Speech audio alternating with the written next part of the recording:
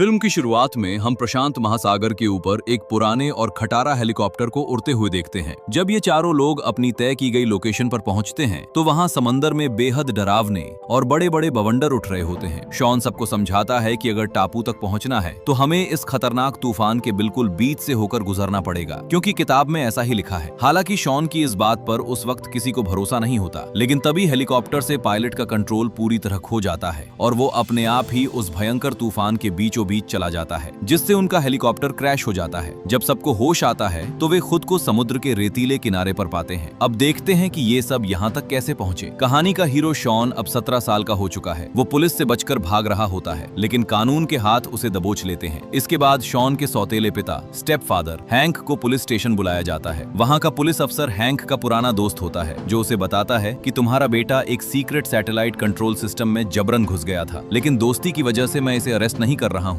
इसके बाद दोनों घर लौट आते हैं। यहाँ हैंक शॉन को समझाने की कोशिश करता है, मगर शॉन अपने सौतेले बाप को जरा भी पसंद नहीं करता। लेकिन अगली सुबह जब हैंक शॉन के कमरे में जाता है तो वो देखता है कि शॉन एक कागज पर लिखे गुप्त कोड को डिकोड करने में दिमाग खपा रहा है। हैंक उसे बताता है कि नेवी में रहने के दौरान वो ऐसे कोडेड मैसेजेस को चुटकियों में सुलझा लेता था, इसलिए वो उसकी मदद कर सकता है, बशर्ते शॉन को बताना होगा कि वो कल रात सैटेलाइट सेंटर क्यों गया था। शॉन बताता है कि उसे रेडियो पर एक रहस्यमयी सिग्नल मिला था, लेकिन नेटवर्क कमजोर होने की वजह से वो उसे ठीक से सुन नहीं पाया। इसी वजह से उसे सैटेलाइट सेंटर जाना पड़ा, जहां उसने उस अधूरे मैसेज को इस पेपर पर दोबारा नोट किया। हैंक शॉन के साथ अपने रिश्ते सुधारने के चक्कर में उस कोड को क्रैक करने बैठ जाता है। वो शॉन को पहली लाइन का मतलब समझाता है, जो था द आइलैंड इज रियल, यानी वो टापू सच में मौजूद है। ये सुनते ही शॉन की खुशी का ठिकाना नहीं रहता और वो हैंक को द मिस्टीरियस आइलैंड नाम की एक किताब दिखाता है। इसके बाद हैंक जब आगे का मैसेज सुलझाता है तो उसमें 3 अलग अलग किताबों के नाम निकलते हैं। ये तीनों ही किताबें एक टापू के बारे में थीं, और खास बात ये थी कि इन तीनों किताबों के अंदर एक एक नक्शा छिपा था। शुरुआत में ये बात समझ नहीं आती, लेकिन जब हैंक उन तीनों नक्शों को एक दूसरे के ऊपर रखता है तो वो एक मुकम्मल नक्शा बन जाता है, जिसमें उस टापू के कोऑर्डिनेट्स और सही लोकेशन मौजूद थी। शॉन तुरंत उस आइलैंड के लिए निकलना चाहता है, लेकिन हैंक उसे साफ मना कर देता है कि मैं तुम्हें वहां नहीं जाने दूंगा। किसी सिरफिरे ने तुम्हें मैसेज क्या भेज दिया, तुम वहां जाने की जिद पकड़ रहे हो। इस पर शॉन जवाब देता है कि वो सिरफिरा कोई अजनबी नहीं, बल्कि मेरे अपने दादाजी हैं, जो द मिस्टीरियस आइलैंड किताब के दीवाने थे। वे 2 साल पहले अचानक लापता हो गए थे और मुझे पक्का भरोसा है कि उन्हें वो जादुई टापू मिल चुका है। इसीलिए उन्होंने मुझे रेडियो पर यह संदेश भेजा है और मैं उनसे मिलने जा रहा हूँ। भले ही हैंक को इस कहानी पर विश्वास नहीं होता, लेकिन शॉन का दिल जीतने के लिए वो भी उसके साथ जाने को तैयार हो जाता है। ये दोनों पलाव द्वीप पहुंचते हैं, जहां इनकी बताई जगह पर कोई भी नाविक अपनी बोट ले जाने को राजी नहीं होता, क्योंकि उस इलाके में विनाशकारी तूफान आते हैं। तभी वहां गबाटो नाम का ईच शख्स $3000 के बदले उन्हें उस लोकेशन पर छोड़ने के लिए मान जाता है। उसके साथ उसकी बेटी कायलानी भी होती है, जिसे देखते ही शॉन उसकी खूबसूरती पर लट्टू हो जाता है। इसके बाद ये चारों हेलीकॉप्टर से रवाना होते हैं, जो आगे चलकर क्रैश हो जाता है। कहानी पर वापस आते हैं। किनारे पर होश आने के बाद उन्हें सामने पत्थरों के बीच एक रहस्यमयी गुफा नजर आती है। जैसे ही वे उस गुफा को पार करके दूसरी तरफ कदम रखते हैं, सबकी आंखें फटी की फटी रह जाती हैं। वो सचमुच एक बेहद जादुई और खूबसूरत टापू था। वहाँ की दुनिया का नियम बिल्कुल उल्टा और अजीब था। जो जीव हमारी दुनिया में बेहद छोटे होते हैं, वे उस आइलैंड पर विशालकाय थे। वहीं दूसरी तरफ हाथी, जो हमारी दुनिया के सबसे बड़े जानवर हैं, वे वहाँ बिल्ली के बच्चे जितने छोटे छोटे घूम रहे थे। तभी शॉन को दूर एक पहाड़ी से धुआं निकलता दिखाई देता है। वो समझ जाता है कि उसके दादाजी वहीं हैं और सब उसी तरफ बढ़ जाते हैं। रास्ते में उन्हें बड़े बड़े अजीबोगरीब पत्थर दिखते हैं, जिस पर हैंक बताता है कि ये चट्टाने नहीं, बल्कि किसी जीव के अंडे हैं। तभी अचानक एक दैत्याकार छिपकली उन पर जानलेवा हमला कर देती है। सब अपनी जान बचाने के लिए वहाँ से भागने लगते हैं। इससे पहले कि वो भयानक छिपकली किसी को अपना शिकार बनाती, कोई पीछे से आकर उस पर तगड़ा वार करता है और उसे बेहोश कर देता है। अगले ही पल सामने शॉन के दादा अलेक्जेंडर आते हैं। वे बताते हैं कि उन्होंने इस टापू पर सरवाइव करना सीख लिया है। इसके बाद वे सबको अपने ठिकाने पर ले जाते हैं, जहां पेड़ के ऊपर बना उनका एक शानदार ट्री हाउस था, जिसमें रहने और खाने पीने का पूरा इंतजाम था। वहां वो पुराना रेडियो भी रखा था, जिससे उन्होंने शॉन को सिग्नल भेजा था। कायलानी कहती है कि क्यों ना हम इसी रेडियो से मदद बुला लें। तब अलेक्जेंडर बताते हैं कि इस रेडियो को काम करने के लिए सैटेलाइट का सही एंगल पर आना जरूरी है, जिसमें अभी पूरे 2 हफ्ते का समय लगेगा। लेकिन वे वादा करते हैं कि कल सुबह मैं तुम्हें एक ऐसी जगह ले चलूंगा जिसे देखकर तुम्हारे होश उड़ जाएंगे। अगली सुबह सभी लोग दादाजी के साथ आगे के सफर पर निकल पड़ते हैं। कुछ ही देर की ट्रेकिंग के बाद वे एक बेहद आलीशान और खूबसूरत शहर के खंडहरों के सामने खड़े होते हैं। ये सदियों पुराना और इतिहास में खो चुका अटलांटिस शहर था। हैंक ये देखकर दंग रह जाता है और कहता है कि ये शहर तो हजारों साल पहले ही समुद्र में डूब चुका था। तब शॉन के दादाजी राज खोलते हैं कि जब इस पौराणिक शहर के बारे में किताबों में लिखा गया था तब भी ये पानी में ही था। असल में ये टापू 70 साल पानी के ऊपर रहता है और अगले 70 साल के लिए पानी के नीचे समा जाता है। शॉन आगे समझाता है कि ऐसा समंदर की गहराई में मौजूद ज्वालामुखी के दबाव के कारण होता है जो इस जमीन को ऊपर और नीचे धकेलता रहता है। तभी हैंक वहाँ बह रहे पानी की जांच करता है और सबको बताता है कि ये पानी खारा है। समुद्र का पानी टापू के इतने अंदर आने का सिर्फ एक ही मतलब था कि पानी जमीन के नीचे की दरारों से ऊपर आ रहा है, जिसका साफ इशारा था कि ये आइलैंड बहुत जल्द पूरी तरह डूबने वाला है। हालांकि शॉन के दादाजी को हैंक की इस बात पर भरोसा नहीं होता। उनकी अपनी कैलकुलेशन के मुताबिक इस टापू को जलमग्न होने में अभी कम से कम 14 साल का वक्त लगना था,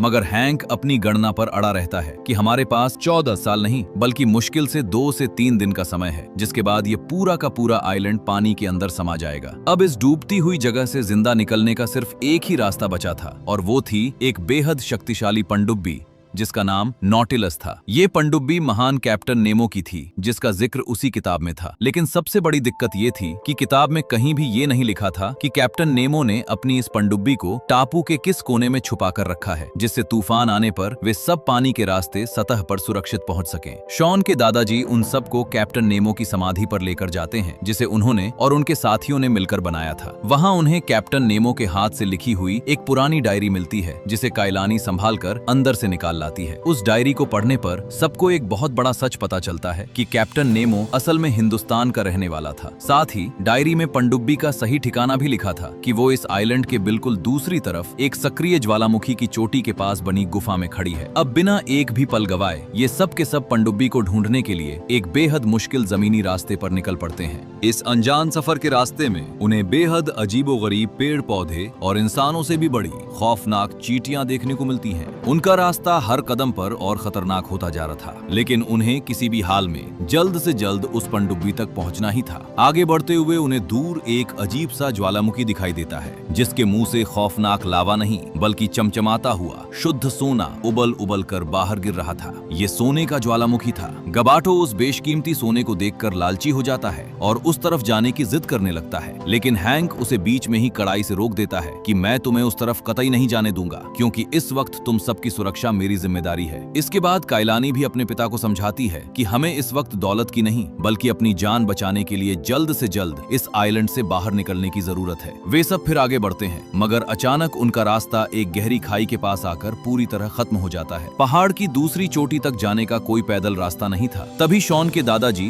पास ही उड़ रही घोड़ों जितनी बड़ी विशालकाय मधुमक्खियों को देखते हैं और उनके ऊपर बैठ जाते हैं। वे सबको कहते हैं कि इस खाई को पार करने का इकलौता तरीका यही है कि हम इन मधुमक्खियों पर सवार होकर दूसरी पहाड़ी की चोटी तक जाएं। हालांकि हैंक इस खतरनाक आइडिया के सख्त खिलाफ था मगर वक्त कम था और उनके पास कोई दूसरा विकल्प भी नहीं था। आखिरकार सब के सब मधुमक्खियों की पीठ पर बैठ जाते हैं और हवा में तैरते हुए दूसरी चोटी की तरफ बढ़ने लगते हैं। मगर तभी आसमान के बीच उन पर लड़ाकू विमान जितने बड़े शिकारी पक्षियों का झुंड हमला कर देता है। हवा में एक भयंकर चेस शुरू हो जाता है। हैंक अपनी सूझबूझ से 2 बड़े पक्षियों को हवा में ही आपस में टकरा देता है जिससे वे नीचे गिर जाते हैं। इसी अफरा तफरी के बीच अचानक कायलानी का संतुलन बिगड़ता है और वो मधुमक्खी से सीधे नीचे गिरने लगती है, पर शॉन अपनी जान की बाजी लगाकर हवा में छलांग लगाता है और उसे ऐन वक्त पर बचा लेता है। इसके बाद शॉन कायलानी को सुरक्षित नीचे उतारता है और आखिरी बचे शिकारी पक्षी को अपने पीछे लगा लेता है। वो बड़ी चालाकी से उस बड़े पक्षी को जंगल में बनी एक विशाल मकड़ी के जाल में फंसा देता है, लेकिन अगले ही पल खुद को बचाते वक्त शॉन हवा में एक मजबूत पेड़ की टहनी से बहुत बुरी तरह टकराकर जमीन पर गिर जाता है, जिस कारण उसके टखने में फ्रैक्चर हो जाता है। हैंक तुरंत भागकर चोटिल शॉन के पास पहुंचता है और उसे सहारा देकर एक सुरक्षित जगह पर ले जाता है। शॉन के पैर का दर्द बहुत ज्यादा था, इसलिए उसका ध्यान भटकाने के लिए हैंक वहां अपनी नेवी की ट्रेनिंग का इस्तेमाल करते हुए शॉन के लिए एक मजेदार गाना गाता है ताकि उसका माइंड पेन से डाइवर्ट हो सके।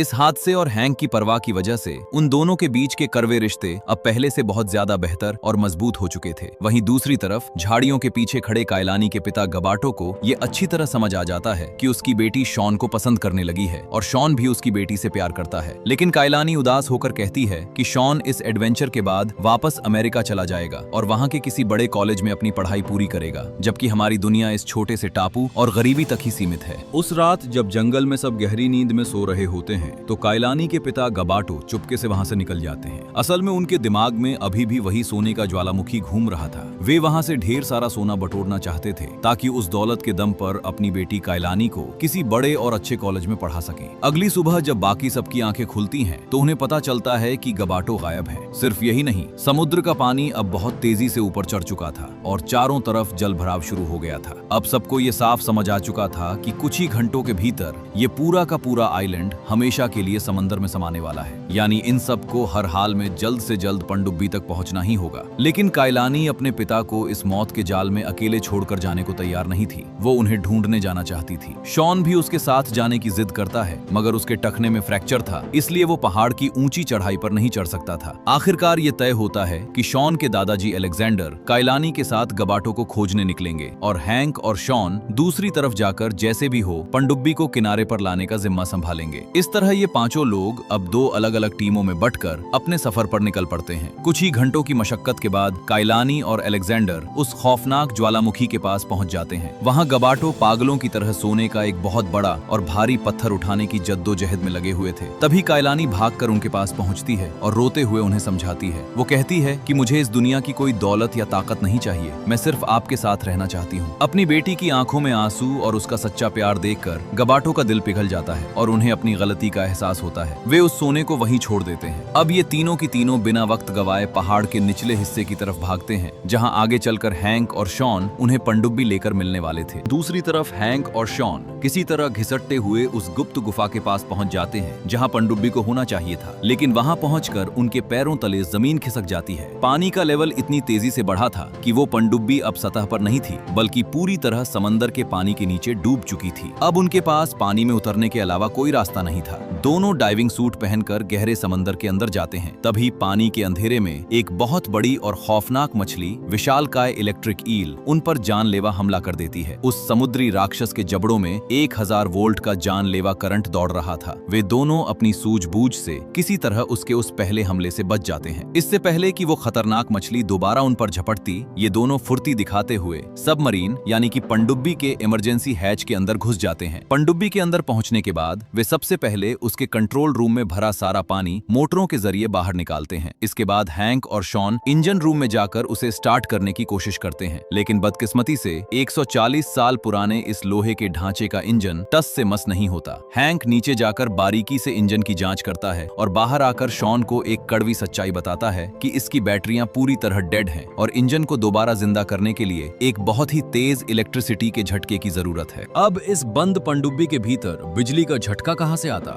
लेकिन हैंक हार मानने वालों में से नहीं था। उनके पास इलेक्ट्रिसिटी के झटके के लिए सिर्फ एक ही जरिया बचा था और वो जरिया वही 1000 वोल्ट की खतरनाक मछली थी जो पनडुब्बी के बाहर कांच की खिड़की के पार उनका शिकार करने के लिए लगातार चक्कर काट रही थी। हैंक इंजन की मुख्य पावर केबल को लेता है और उसे लोहे की एक बहुत बड़ी और नुकीली रॉड के साथ कसकर फिक्स कर देता है। अब ये एक सुसाइड मिशन था। हैंक दोबारा डाइविंग सूट पहनकर पनडुब्बी से बाहर उस खौफनाक पानी में उतर जाता है जहां वो विशालकाय मछली मौत बनकर घूम रही थी। पानी के नीचे का नजारा बेहद डरावना है। वो खतरनाक मछली जैसे ही हैंक को अपना शिकार बनाने के लिए उसकी तरफ तेजी से बढ़ती है, हैंक बिना डरे अपनी पोजीशन पर खड़ा रहता है। जैसे ही वो समुद्री राक्षस अपना विशाल जबड़ा खोलता है, हैंक पूरी ताकत से उस लोहे की रॉड को सीधे उसके मुंह के अंदर डाल देता है। रॉड के मुंह में जाते ही मछली तड़प उठती है और उसके शरीर का हजारों वोल्ट का करंट उस वायर के जरिए सीधे नॉटिलस पनडुब्बी के इंजन रूम तक पहुंचता है। इंजन को एक बहुत बड़ा झटका मिलता है और बरसों से बंद पड़ी पनडुब्बी भारी आवाज के साथ स्टार्ट हो जाती है। दूसरी तरफ ज्वालामुखी के लगातार फटने और चारों तरफ तेजी से पानी भरने के कारण कायलानी, उसके पिता गबाटो और शॉन के दादाजी अलेक्जेंडर एक ऊंची चट्टान के ऊपर फंस जाते हैं। उनके चारों तरफ सिर्फ उफनता हुआ समंदर था। धीरे धीरे पानी की ऊंची लहरों के कारण उनकी वो आखिरी चट्टान भी पानी में डूबना शुरू हो जाती है। इससे पहले कि वे लहरों के थपेड़ों से दोबारा समंदर की गहराई में जाते, वे तीनों अपनी जान बचाने के लिए एक साथ पानी में कूद जाते हैं और एक दूसरे का हाथ कसकर पकड़ लेते हैं। जब उन्हें लगता है कि अब उनकी जिंदगी का अंत आ चुका है और वे डूबने वाले हैं, ठीक उसी पल समंदर के पानी को चीरती हुई नॉटिलस पनडुब्बी उनके सामने आ खड़ी होती है। हैंक और शॉन तुरंत पनडुब्बी का गेट खोलते हैं और उन तीनों को सुरक्षित अंदर खींच लेते हैं। सबके एक साथ आने के बाद भी उनकी परेशानियां खत्म नहीं होती। पूरा आइलैंड अब ताश के पत्तों की तरह ढह रहा था, जिससे पानी के अंदर पहाड़ों जैसी बड़ी बड़े चट्टानें टूटकर गिर रही थीं। अचानक एक चट्टान का बहुत बड़ा टुकड़ा उनकी पनडुब्बी के रास्ते में आ जाता है, जो सीधे उनसे टकराने वाला था। हैंक तुरंत सिचुएशन संभालता है और गबाटो से कहता है कि तुम पनडुब्बी को चलाओ। इसके बाद वो शॉन को कंट्रोल पैनल के पास खड़ा करता है और कहता है कि जब मैं इशारा करूं तो अपने सामने जो लाल बटन है उसे दबा देना। हैंक पनडुब्बी के फ्रंट बैरल में एक शक्तिशाली मिसाइल लोड करता है। जैसे ही वो विशाल पत्थर पनडुब्बी के बिल्कुल करीब पहुंचता है, हैंक चिल्लाता है नाउ। शॉन पूरी ताकत से बटन दबा देता है। मिसाइल सीधे उस विशाल पत्थर से टकराती है और पानी के अंदर एक जोरदार धमाका होता है। पत्थर के टुकड़े टुकड़े हो जाते हैं और उनकी पनडुब्बी वहां से सुरक्षित बचकर खुले महासागर की तरफ निकल जाती है। इस खौफनाक एडवेंचर से सही सलामत बाहर निकलने के बाद सब बेहद खुश हैं। शॉन भी अब हैंक को पूरी तरह पसंद करने लगा है, इसलिए वो आगे बढ़कर उसे अपने गले से लगा लेता है। साथ ही शॉन और काइलानी भी एक दूसरे को अपना दिल दे बैठते हैं। इस घटना के पूरे 6 महीने बाद का सीन दिखाया जाता है। काइलानी के पिता गबाटो के पास भले ही उनका पुराना हेलीकॉप्टर नहीं बचा था, लेकिन उनके पास अब कैप्टन नेमो की वो शानदार और प्राचीन पनडुब्बी थी, जिसके दम पर अब वे एक बहुत अमीर और फेमस टूरिस्ट गाइड बन चुके थे। आज शॉन का जन्मदिन है, जहां वो अपनी मॉम, हैंक और अपनी गर्लफ्रेंड काइलानी के साथ सेलिब्रेट कर रहा है। तभी अचानक खिड़की से उसके दादाजी अलेक्जेंडर की एंट्री होती है। वे शॉन को गले लगाते हैं और उसके बर्थडे प्रेजेंट के रूप में एक नई किताब देते हैं। इस किताब का नाम होता है from the earth to the moon, धरती से चांद तक। अलेक्जेंडर मुस्कुराते हुए कहते हैं कि हमारे परिवार का अगला एडवेंचर यही होगा, और इसी के साथ ये बेहतरीन फिल्म यहीं खत्म हो जाती है।